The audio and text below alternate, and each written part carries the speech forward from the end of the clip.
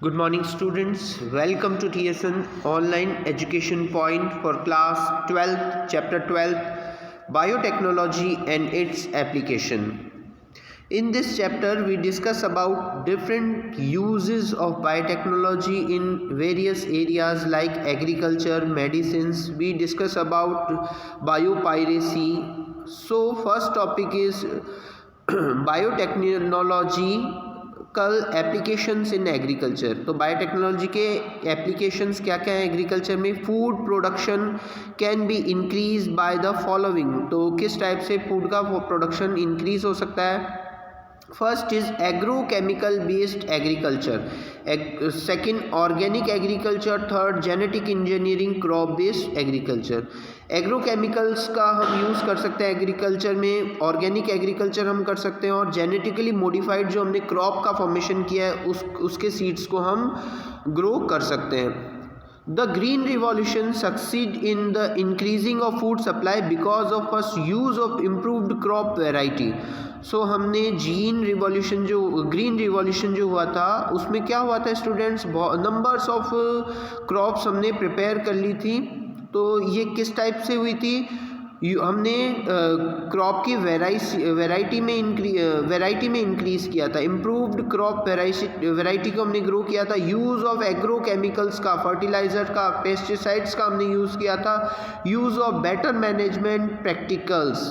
So in different types का हमने use लेके ग्रीन रिवॉल्यूशन किया था, जिससे नंबर्स ऑफ क्रॉप्स इंक्रीज़ हुए थे, उनकी वैरायटी इंक्रीज़ हुई थी, उनकी वैरायटी अच्छी हुई थी। So agrochemicals are expensive for farmers in developing countries, also have harmful effect on environment. तो एग्रोकेमिकल्स जितने भी केमिकल्स होते हैं, पेस्टिसाइड्स होते हैं, उनके यूजेस भी तो होते हैं, इसके साथ हार्मफुल इफेक्ट भी होते हैं। सो इससे बचने के लिए जेनेटिकली मॉडिफाइड क्रॉप्स को डेवलप किया। So we discuss about genetically modified organisms, GMOs. GMOs are plants, bacteria, fungi and animals whose genes have been altered by manipulation. Genetic modification of crops have resulted in increased tolerance against abiotic stress.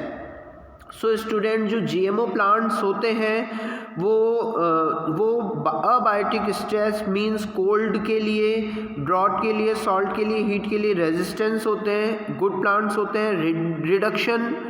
Reduced Reliance and on chemical pesticides से हमें need नहीं होती है chemical pesticides की, क्योंकि इनमें gene होते हैं जो हेल्पफुल होते हैं और पेस्ट को कंट्रोल करने के लिए इम्पॉर्टेंट होते हैं।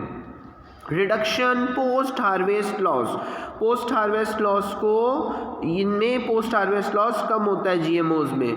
Increase efficiency of minerals used by plants, in plants से जो भी हमें यूजफुल प्रोडक्ट मिलता है उनमें मिनरल्स बहुत ज़्यादा होते हैं।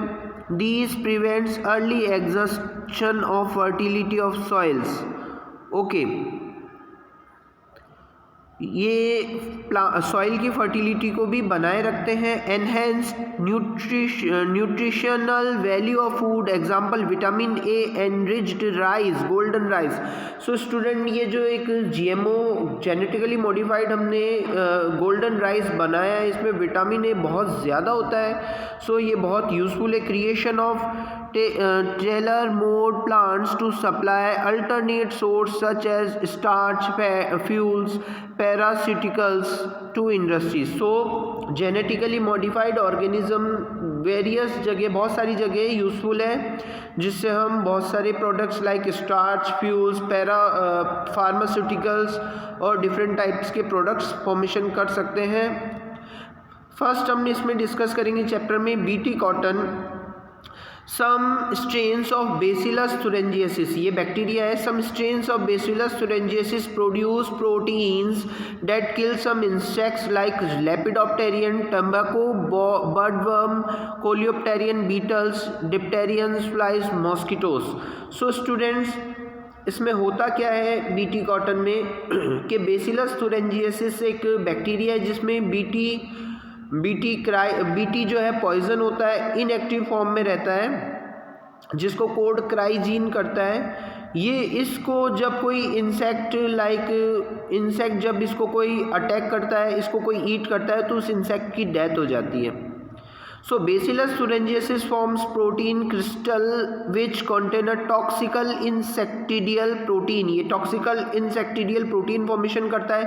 BT toxin are initially inactive proteins। ये प्रोटॉक्सिन ये स्टार्टिंग कंडीशन में इनएक्टिव होता है। After injection by the insect their inactive toxin become active due to alkaline pH of gut which solubilize the crystals। So students, इसको जब भी कोई ये स्टार्ट में इनएक्टिव फॉर्म में रहता है, जैसे ही कोई इंसेक्ट इसको हीट करता है, ये उसकी मिडगट में प्रेजेंस एल्कलाइन पीएच की रीजन से इनएक्टिव फॉर्म से एक्टिव फॉर्म में कन्वर्ट हो जाता है और उस इंसेक्ट की डेथ हो जाती है। The activated toxin binds to the surface of midgut cells, thus creating pores which cause cells lysis, further leading to death of insects।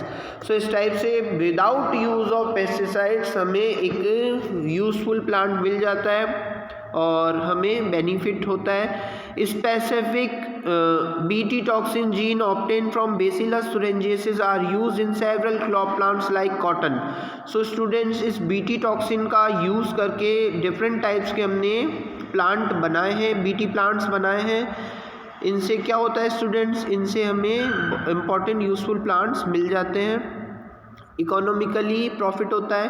The toxin is coded by a gene called cry gene which is of various types. For example, proteins coded by the genes cry first AC and cry second AB control the cotton bollworm.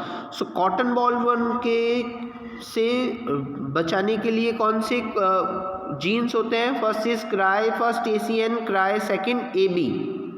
That of cry first AB control corn borer। So corn borer के लिए cause करने वाला जो gene होगा वो cry first AB होगा। Important है ये। BT tobacco was first cultured to kill hornworm। So BT tobacco में ये फर्स्ट यूज़ किया गया था, BT प्लांट ये बनाया था BT tobacco को।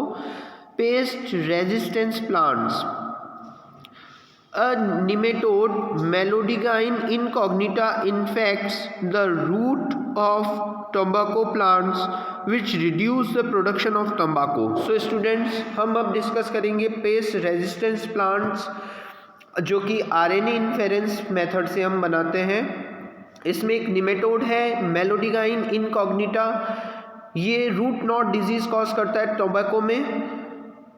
It can be prevented by using RNA inference RNAi process which is checked by silencing of specific mRNA due to a complementary dsRNA। so student, double stranded RNA से messenger RNA को silencing कर दिया जाता है, जिससे ये root knot disease tobacco plant में नहीं होती है। ये प्रोसेस RNA इन्फेरेंस प्रोसेस है। Double standard RNA binds and prevents translation of messenger RNA। silencing the source of this double stranded could be form an infection by virus having RNA genome or mobile genetic elements transpons which replicate through on RNA intermediate। so student, ये जो double standard RNA है ये messenger RNA को silence कर देगा, जिससे tobacco में root knot disease नहीं होगी। बाय यूजिंग एग्रोबैक्टीरियम वेक्टर्स, हम एग्रोबैक्टीरियम वेक्टर्स का भी यूज़ करके इस RNA स्प्लाइसिंग की RNA साइलेंसिंग की प्रोसेस को कर सकते हैं। Nematode specific genes were introduced into the host plant produced by both sense and anti sense RNA in the host cell. So हम एग्रोबैक्टीरियम वेक्टर्स का यूज़ कर सकते हैं, जिससे ये RNA स्प्लाइसिंग RNA इन्फेरेंस हो जाएगा और मैसेंजर RNA साइलेंस हो जाएगा और रूट नॉट डिजीज टोबैको में नहीं होगा। These two RNAs are complementary to each other and form double stranded RNA that initiate RNA interference and hence silence the specific mRNA of nematode. इस type से ये pest resistance plant generate हो जाता है। The parasite can not survive the transgenic host. So ये parasite जो है अब ट्रांसजेनिक प्लांट पे सर्वाइव नहीं कर पाता है। So protect the plant from pest. इस टाइप से हम हमारे प्लांट को पेस्ट से प्रोटेक्ट कर सकते हैं। So we discuss about some question. What are transgenic bacteria? Transgenic bacteria क्या होता है?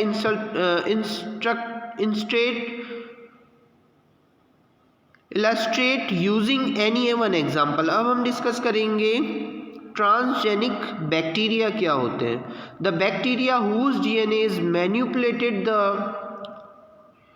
The bacteria whose DNA is manipulated to carry and express and foreign DNA is called transgenic bacteria। ऐसा bacteria जिसमें हमने genetically changes कर दिए हैं, transgenic bacteria में कन्वर्ट हो गया है।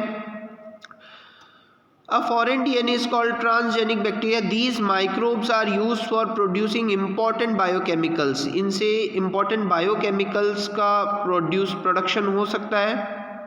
They have been synthesis, alcohol, enzyme, steroids, antibiotic, example Bacillus thuringiensis by BT cotton। So हमने पेस्ट जो हमने रेजिस्टेंस प्लांट बनाया, BT कॉटन बनाया, ये भी हमने ट्रांसजेनिक बैक्टीरिया से बनाया जिसके DNA में हमने चेंज कर दिया, ट्रांसजेनिक बैक्टीरिया हो गया। ये यूजफुल हो गया, हार्मफुल बैक्टीरिया से यूजफुल हो गया। Okay, now we discuss about disadvantage of genetically modified crops. तो बहुत सारे अभी हमने यूजेस देखे जेनेटिकली मॉडिफाइड क्रॉप्स के, अब हम उसके डिसएडवांटेजेस देख रहे हैं। First is protein production by genetically modified organism might cause allergy and other reaction. जितने भी GMOs होते हैं, जेनेटिकली मॉडिफाइड ऑर्गेनिजम्स होते हैं, इनसे एलर्जी कॉज हो सकती है। अगर इनसे प्रोटीन प्रोड्यूस हो रहा है तो उस प्रोटीन से एलर्जी कॉज हो सकती है। Resistance character might develop in intestinal bacteria antibiotic. So resistance character जो है वो डेवलप हो सकता है बैक्टीरिया में इन intestinal bacteria antibiotic resistance gene transferred by pollen to weed may become resistance to pest। सो इनमें ये क्वालिटी डेवलप हो सकती है जिससे ये रेजिस्ट कर सकते हैं। ओके स्टूडेंट, सो ये कुछ डिसएडवांटेज थे। फर्स्ट हमने देखा कि एलर्जी कॉज हो सकती है, और सेकंड जो है बैक्टीरिया के अंदर भी क्या हो सकती है, बैक्टीरिया के अंदर भी रेजिस्टेंस कैरेक्टर डेवलप हो सकता है। Okay, thank you.